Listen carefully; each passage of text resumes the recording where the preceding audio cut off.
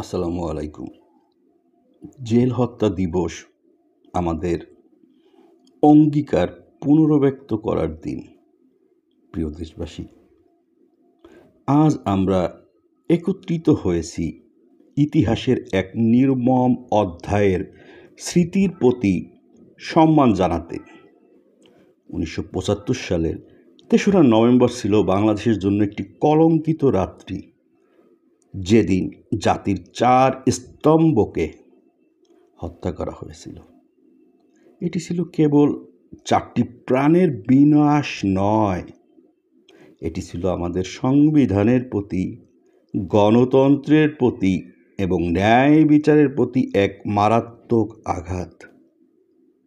প্রিয় দেশবাসী, এই মহান নেতারা ছিলেন আমাদের মুক্তি সংগ্রামের নেপথ্যের স্থপতি, আমাদের সংবিধানের রক্ষক এবং একটি সুন্দর স্বাধীন বাংলাদেশ গড়ার স্বপ্নদ্রষ্টা। তাদের হত্যা কেবল একটি রাজনৈতিক হত্যাকাণ্ডই ছিল না, এটি ছিল গণতন্ত্রের মূল ভিত্তি, জনগণের কণ্ঠস্বর, আইনের শাসন ও শান্তিপূর্ণ পরিবর্তনের নীতির বিরুদ্ধে এক জঘন্য ষড়যন্ত্র।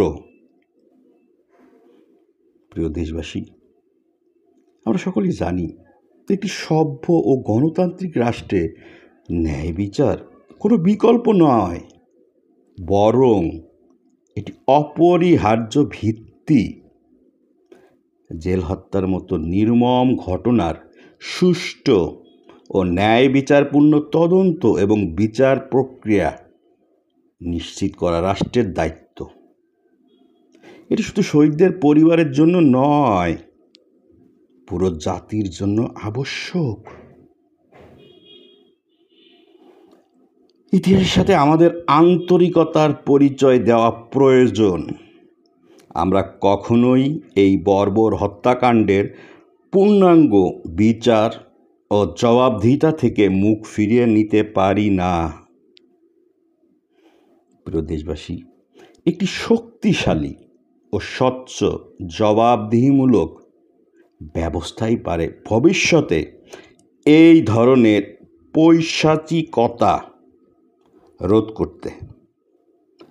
আমাদেরকে নিশ্চিত করতে হবে যে রাষ্ট্রের সকল প্রতিষ্ঠান, বিচার বিভাগ, নির্বাচন কমিশন ও প্রশাসন সকল ক্ষমতার কেন্দ্রবিন্দুতে স্বচ্ছতা ও জবাবদিহিতা যেন প্রতিষ্ঠিত হয়। জনগণের কাছে জবাবদিহি করার মানসিকতাই পারে একটি শক্তিশালী গণতন্ত্রের ভিত্তিপ্রস্তর স্থাপন করতে।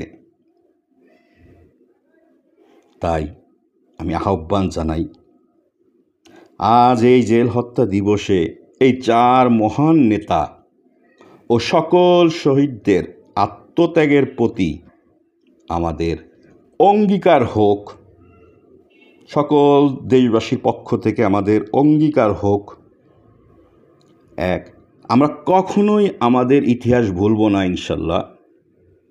2, আমরা গণতন্ত্র, ন্যায় বিচার ও মানবিক মর্যাদার জন্য তাদের সংগ্রামকে চিরস্মরণীয় করে রাখব ইনশাল্লাহ।